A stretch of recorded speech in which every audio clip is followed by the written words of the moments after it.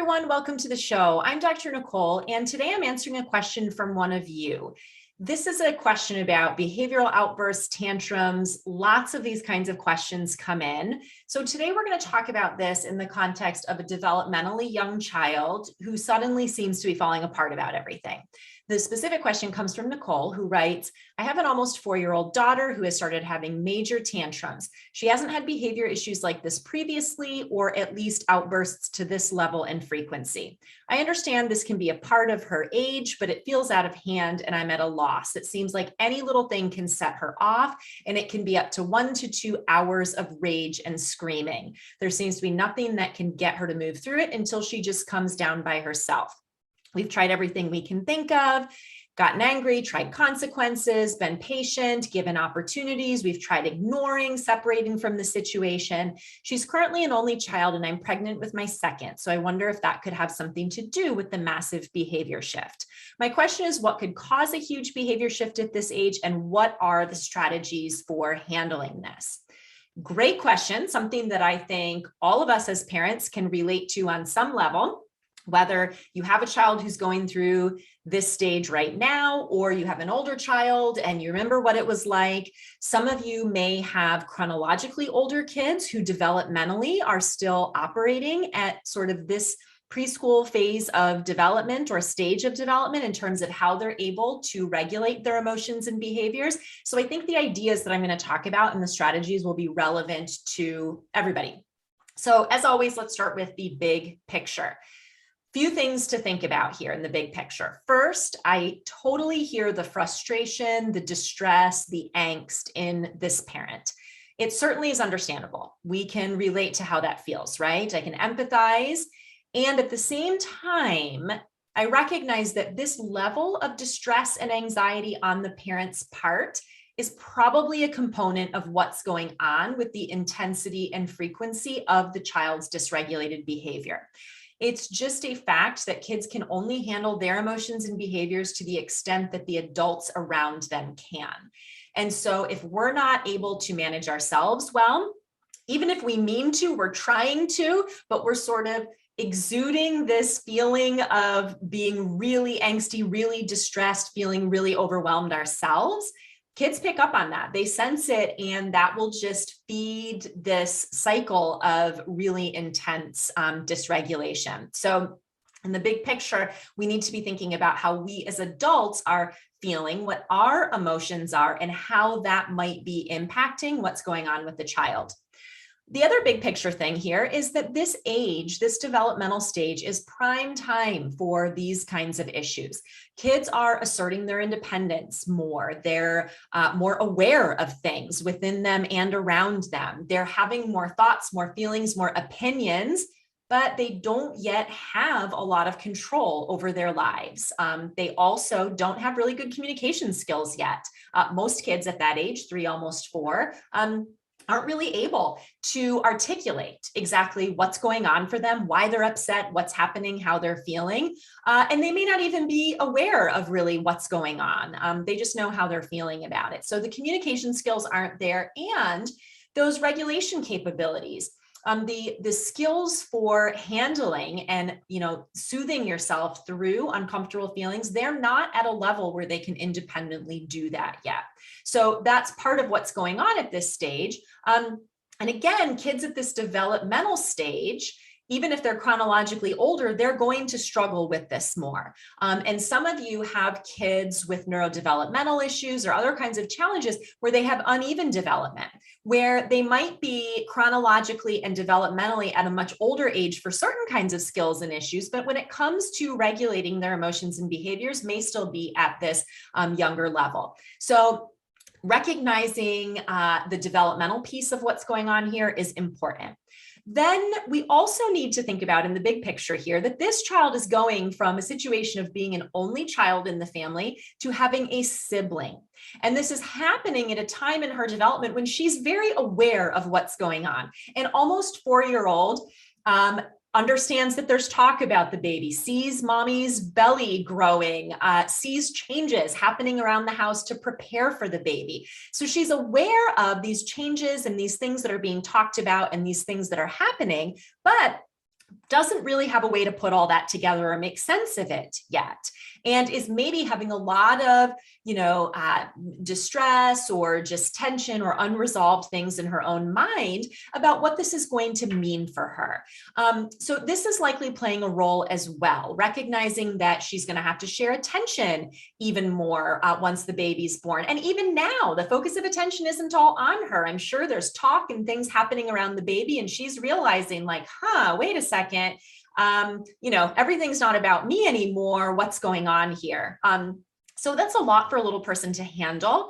And while we're talking specifically about the issue of change around a new baby coming into the family, this really applies for any change, any major life event, family change, stressor, anything that might be going on for a child. That's something that we need to keep in mind when we're seeing these changes in behavior. Also in the big picture, want to point out that it's possible there are some physiological things that are driving the behaviors as well. That's difficult for me to say without more details about how sudden the onset was, what the child's diet is like, what their lifestyle habits are like.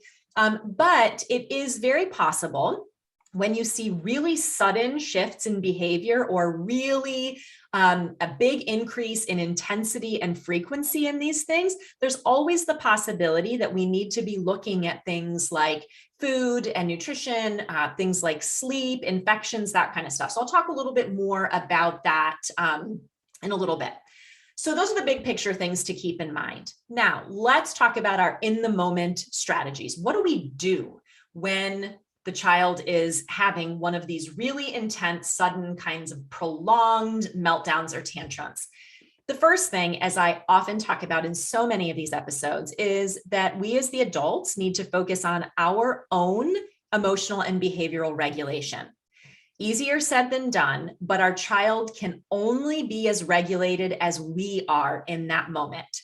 So we need to use our tools, mantras, things like reminding ourselves over and over in our mind, this too shall pass, or she's a good kid having a hard time, or I'm a good mom, this isn't my fault. Whatever kinds of mantras keep us thinking about the right things that keep our nervous system regulated and calm, that's what we want to be doing. We want to be focusing on our breathing, calming breathing. We tend to get very, escalated and notice that we're having shallow breathing, which just fuels our anxiety, our distress about it. So we want to focus on keeping our breathing slow and calm. Also noticing what's happening in our body. Are we super tense?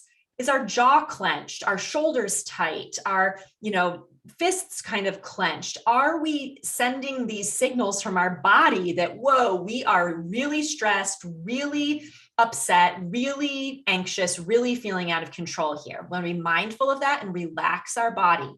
Also reining in our thoughts. This is where the mantras come in, because as humans, our brain has the amazing capacity to conduct mental time travel, going way into the future and thinking things like, oh my goodness, what's going to happen if she is an adult and still behaving this way? Or what am I going to do when she's a teenager and she's too big for me to physically pick her up and move her? And we get ourselves all wrapped up in this future thinking. And that prevents us from focusing on what's actually happening in the here and now. So we want to ground ourselves and our thoughts in what's happening now. This is my 3, almost 4-year-old child who is mad about this thing that happened. She's having difficulty managing that. I'm here. I can handle this. We're going to get through it. So that's the first thing. Second thing is to focus on our own sense of feeling calm, but also firm and confident. Now, this takes practice, but it's super important for us to be confident in our approach to these situations. Kids need to know that we can handle their big feelings and their behaviors. If they sense that we are overwhelmed by what's happening for them, that's even more dysregulating for them, because they're like, oh, great, I've lost it. I can't steer the ship. I'm totally out of sorts and out of control. And so is the adult that's here with me. It's actually really scary for them. So we need to portray that we are confidently steering the ship. Or as an 8-year-old at our clinic once said to his mom, who's driving the bus? We need to be driving the bus, especially in these difficult moments, letting kids know that we've got this. You're having a hard time. I'm going to help you through this. We can handle this. The third thing then that we want to do is acknowledge the feelings. Kids may be able to articulate, what's going on. I'm really mad, or, that hurt, or I didn't like that. Sometimes they're not able to communicate their feelings. We can take a good guess as to what's going on for them. So we want to acknowledge that and empathize that, not using a lot of words, but something simple like, I know you're mad. I said it's time to clean up the toys. I get it. You wanted to keep playing. We're acknowledging and empathizing with the underlying emotions here and saying, yeah, I get it. I see you. I understand what's happening. And that's important because it helps them to feel seen and heard and help them to know that we get what's happening for them.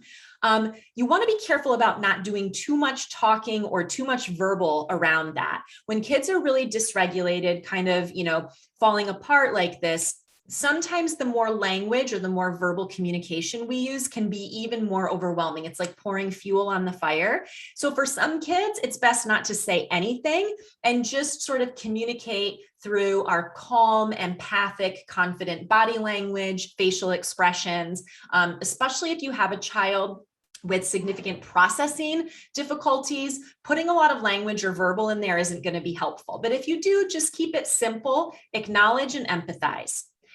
Now, the next thing is what we're going to do about this actual physical behavior that's going on. So a couple directions to go with this, depending on what's happening. If the child's just throwing herself down on the floor, crying, maybe kicking, just kind of having a classic tantrum right there on the floor, it's fine to leave her where she is.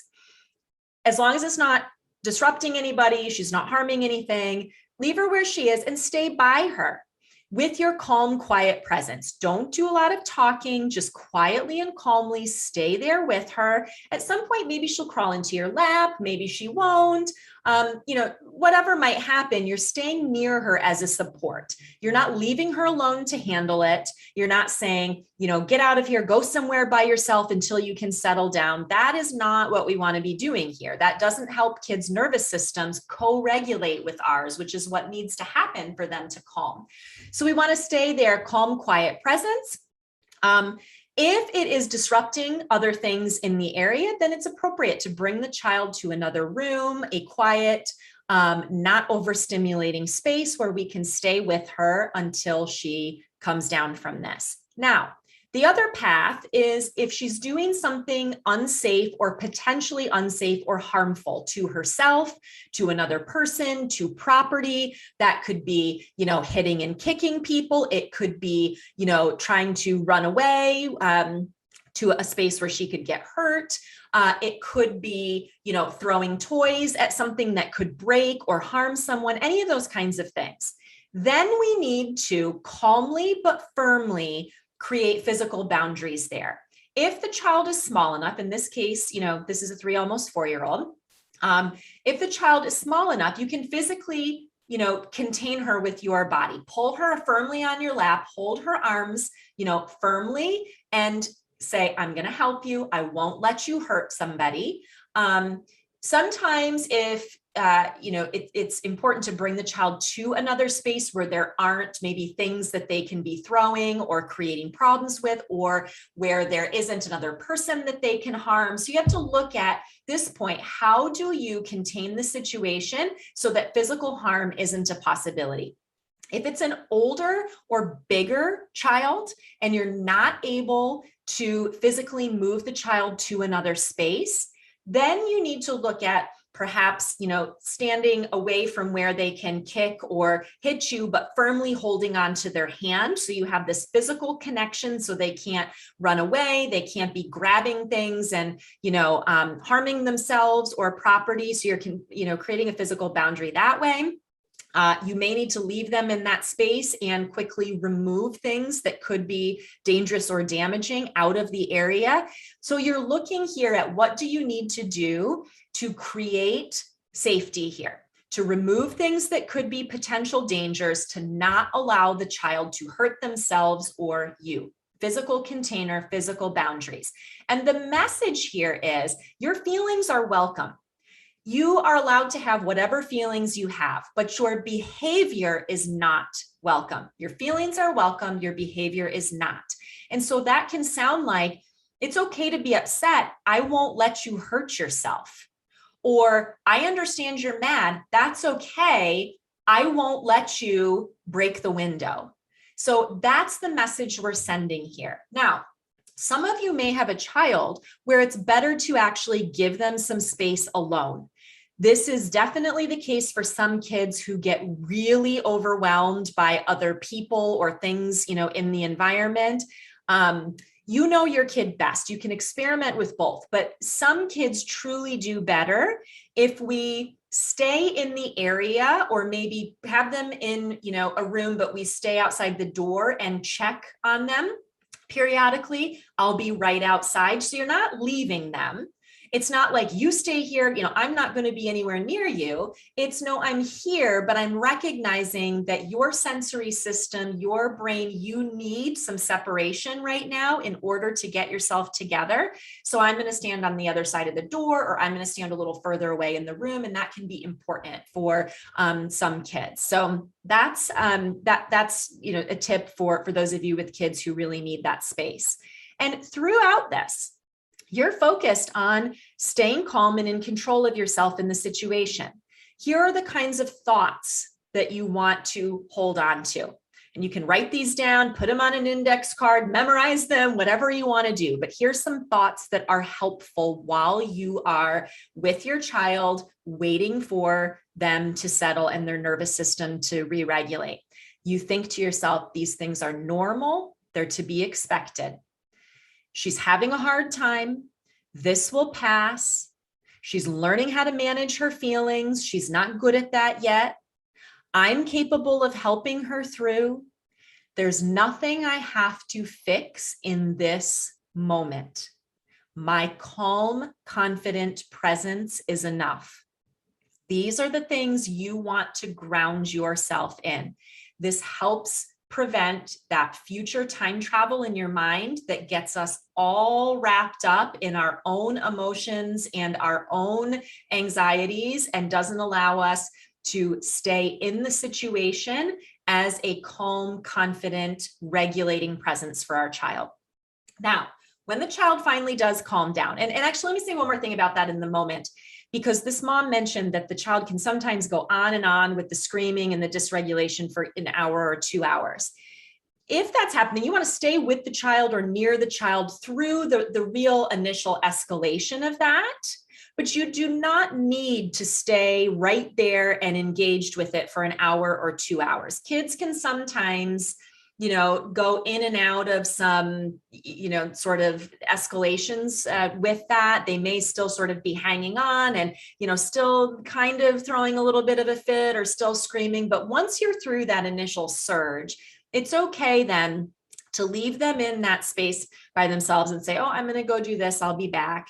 You don't need to spend 2 hours standing outside the door or right there in the room with them once they've gone through that initial surge of dysregulation. The exception is if they're going on and on like that and potentially going to harm themselves, then you do need to stay with them and create that physical container and safety for them. So once they are calmed, their nervous system is regulated, you want to move on to whatever is next. The mistake that many parents and adults make at this point in the process is they cycle right into trying to discuss what happened, teaching a lesson, talking about it, giving some kind of consequence or punishment. That's not going to be effective. Their nervous system at that point is still really vulnerable and sensitive after just coming through that. So you don't want to dwell on it. You want to just calmly and confidently move on to what's next. That could look like going back to the thing that you were trying to have done before the tantrum occurred. So it might sound like you were really upset about cleaning up. I get it. Tell you what, I'm going to help you put the puzzles on the shelf. And then away you go. You just guide them right back to the puzzles, and you maybe hand them a box to put on the shelf, and then you move along, done and done. Or it can be a smart strategy here for many kids to use what I call a buffer activity. So they've just come down from this intense, dysregulated tantrum. And before we put any task demands on them or go back to the thing that created the problem in the first place, we use a buffer like, let's have a snack, or let's go play outside for a little bit. We're looking at some way to help them positively re-engage with us, with life. Maybe a snack is needed. Maybe their blood sugar's in the tank and we really need to help regulate their blood sugar with a good snack. Or maybe the fresh air, maybe they just need some regulating sensory input and movement by riding their bike or going for a walk or whatever it might be. So those buffer activities can be really, really helpful there. And then after that, then we can go back to cleaning up the games or, whatever it was that needed to happen. So those are your in the moment tools. Now, in the longer term, what are our strategies here that we need to be thinking about? My first suggestion is with a child like this, make sure that you've got some non-demanding play and quality time together daily. Now, you may hear that and go, no, definitely, I already have that worked in the day. We have plenty of time together, enjoying things and doing things. Great. But if you look at it and you're like, actually, I've been more busy lately, or schedules have changed, we haven't had as much time together, then that's something to think about, to try to make sure that you're having some quality engagement, some non-demanding, enjoyable time together. Even for 10 minutes during the day to kind of fill that child's cup up a little bit and make them know, let them know that they're seen, they're valued, you want to be with them. The second thing is to make sure that your child's behavior isn't taking up too much space in your life.